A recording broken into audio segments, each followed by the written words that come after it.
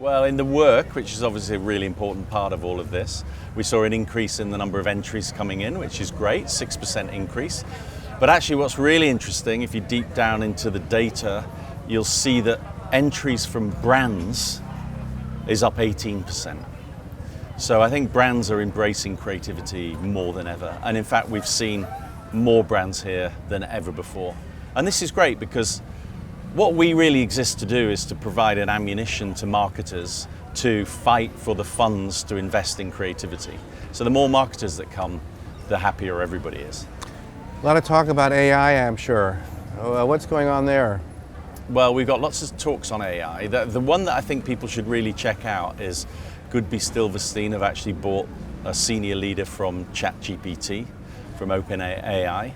And as the people right in the heart of all of this, I think that'll be a really, really interesting conversation.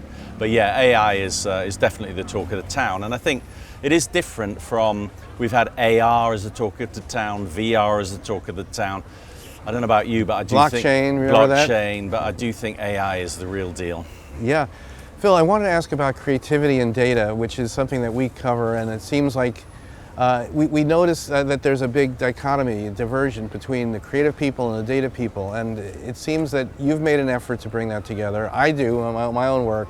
Where do you see that going? Well, it's a few years now since we launched the Creative Data Lion at Cannes, and part of the reason for doing that was to bring these two worlds together. And I think before we did that, there was a feeling, especially among creative people, that they didn't want to have anything to do with data people. I think that has changed. I think they are coming together in two ways. I think creative people know how to use data in a way that they didn't before. I encourage people to have a look at the winners from Cannes Lions from that category. And also, I think that data people are understanding that true amplification in this very busy world we all live in comes from great creativity. So those two things they're not exclusive to each other.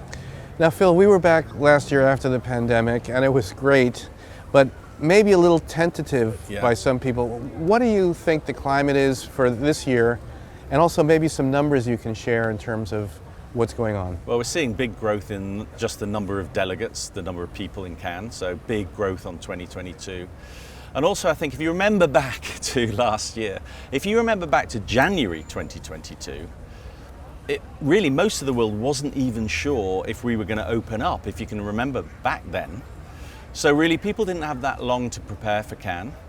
Now they've had the full year to prepare. So as you'll see if you go around the city, the activations they seem bigger, more creative, more confident, and we're seeing a huge growth in that from all sorts of different areas: technology, ad tech, creative businesses, and everybody else.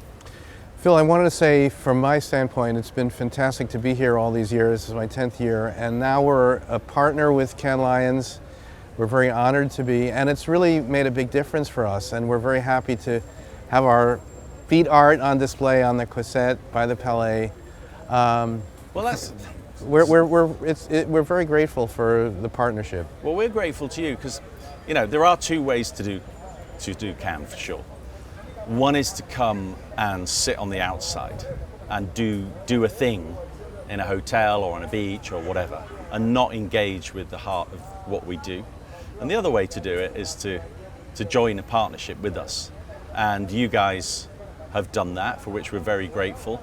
And I'm glad you can see the benefit of it, because there is real benefit for us working together.